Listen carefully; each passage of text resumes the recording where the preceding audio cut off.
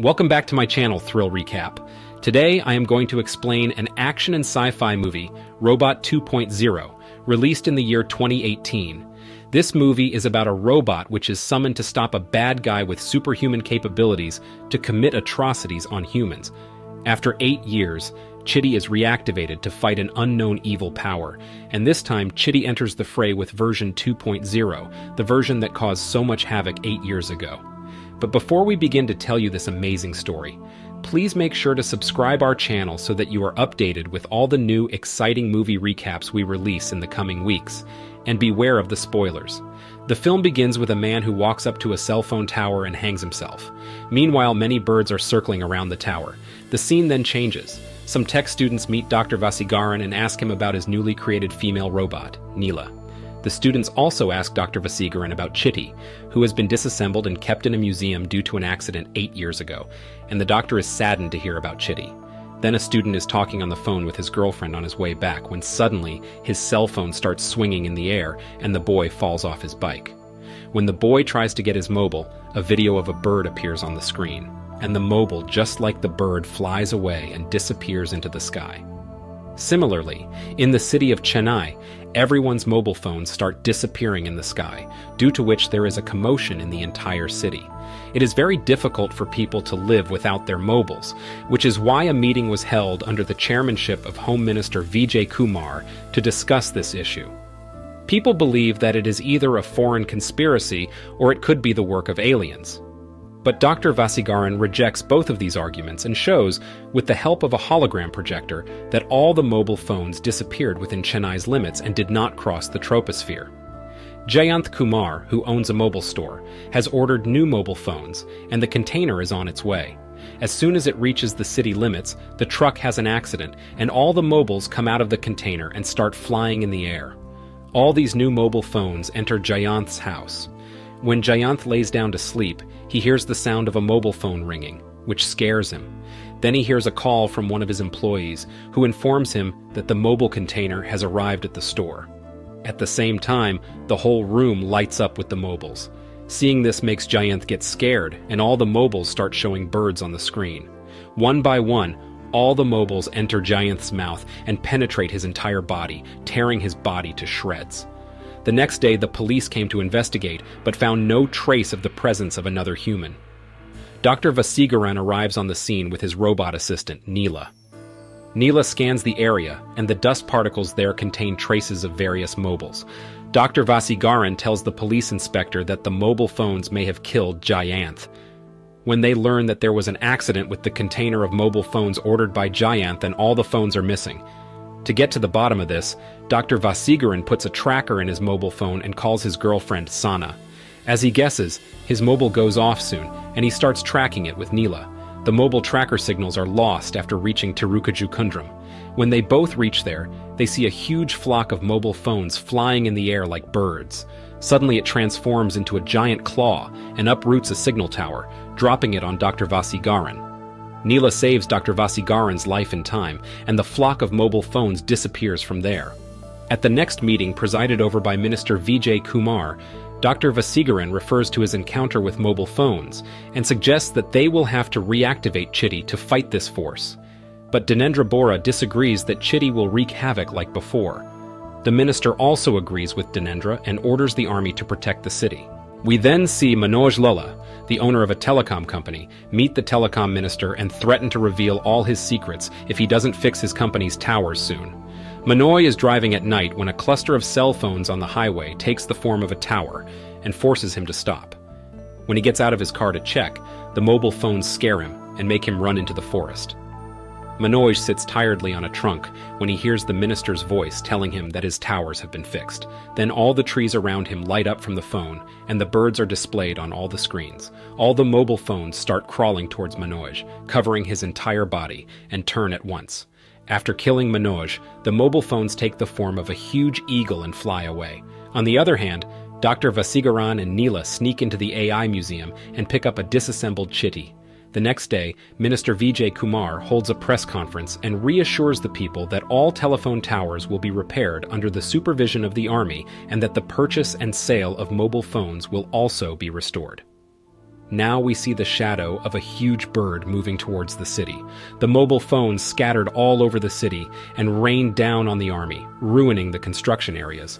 Then, when the telecom minister gets the news, he panics and orders his assistant to close all the windows and doors of the house. Just then, the telecom minister's diamond-studded mobile phone enters the house by breaking the window and starts flying back and forth like a bird. After that, the mobile phone is suddenly thrust into the minister's mouth. In the next scene, we see the minister in the hospital, where the doctors are busy treating him. Minister Vijay Kumar, who comes to the hospital to see the telecom minister, a doctor tells him that all the tests of the telecom minister are fine, but still, they do not understand why the minister is having trouble breathing. Meanwhile, the telecom minister dies. Suddenly, a cell phone starts ringing in the minister's stomach, and it bursts out of his stomach. Seeing all this, Minister Vijay Kumar gets very scared and calls Dr. Vaseegaran and tells him to activate Chitti as soon as possible, while Dr. Vaseegaran is busy assembling Chitti. The next day, the mobile phone bird attacked the city and tried to harm the people, but then Chitti came there and fought the bird. Chitti enters an armed tank and attacks the bird. He brings the bird to a deserted place outside the city and confronts it. Suddenly, his battery runs low and he crawls to a generator on a nearby space station to recharge himself. Meanwhile, when the bird tries to attack Chitti, it fails to enter the generator's orbit and leaves. Chitti gives this information to Dr. Vaseegaran, who deduces that whatever this force is, it is a negative charge. When Vaseegaran calls a scientist at the Space Center, he confirms that they are sending positive photon synthetic rays from the station into space to try to contact the aliens if they exist. After which, Dr. Vaseegaran again checks the footage shown by Chitti, in which he sees a human face in place of the bird's heart, meaning that whatever this power is, it is a human aura. This power is negative for the reason that after death, a person's aura carries a negative charge. For this, he builds a positive photon synthesizer. Nila, at Vaseegaran's request, pulls out the information and reveals that the day before the phones went missing, there were two unusual deaths, one of which was that of Pakshi Rajan, who committed suicide by hanging himself from a phone tower. Vaseegaran goes to the Tirukajukundram location with Nila and Chitti after installing a photon synthesizer on a van. Mobile phones once again take the form of a bird to fight the photon synthesizer, but the bird is too powerful, and the car cannot withstand its power. The photon synthesizer stops working, the mobile phones suddenly take the shape of an egg, and a human figure emerges from it who is Pakshi Rajan. He attacks Chitti, and Chitti tries to stop him and asks him why he is doing this, and why he hates humans so much. Hearing this, Pakshi Rajan takes him to an abandoned house, where in a flashback it is shown that it used to be Pakshi Rajan's house, and also a sanctuary for many birds. When asked by his student, Pakshi Rajan says that when he was born, he almost died due to a breathing problem, but a small bird gave him a new life. Birds used to come to him, and he has been attracted to birds since the beginning. He had decided that he would spend his life serving the birds. Many birds started dying in front of Pakshi Rajan, which led him to do research and find out that the birds were dying due to excessive use of mobile phones and heavy radiation from the towers.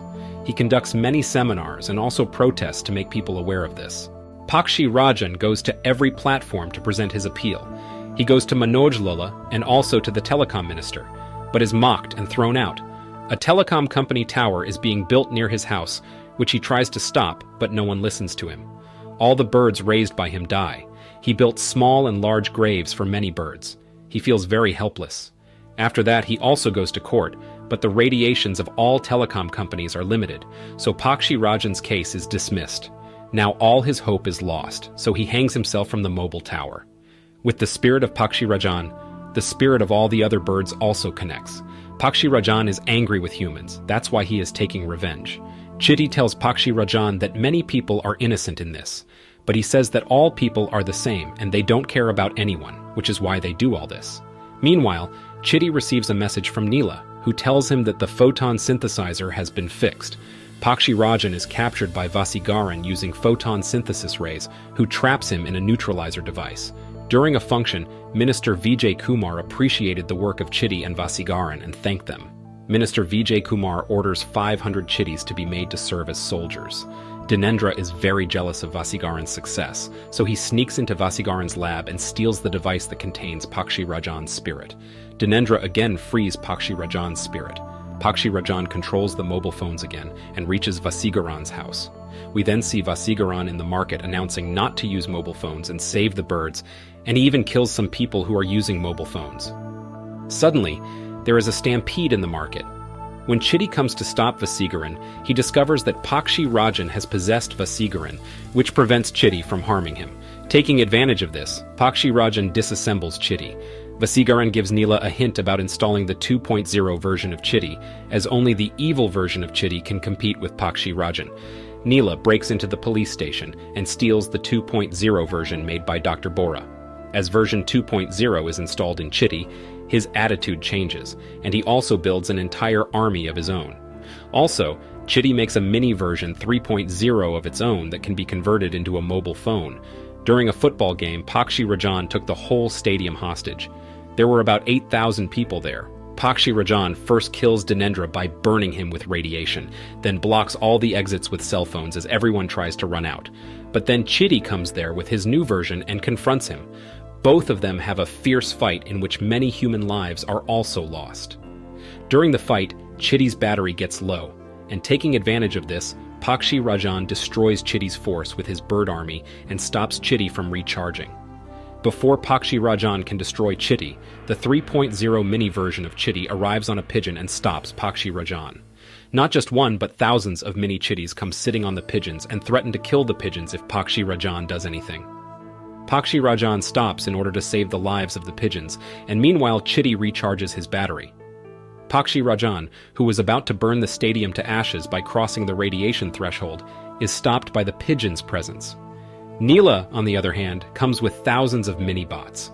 All those mini-bots convert into mobile phones and get attached to all the mobile phones of Pakshi Rajan.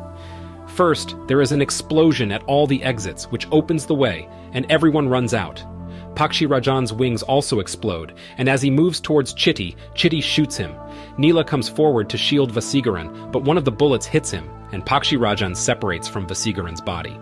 Nila catches Vaseegaran before he falls to the ground and takes him away in her van. Meanwhile, the mini-bots take Pakshi Rajan away from the stadium to the space station generator. Chitti reaches the space station before them and kills Pakshi Rajan by emitting positive photon synthetic energy from the space station.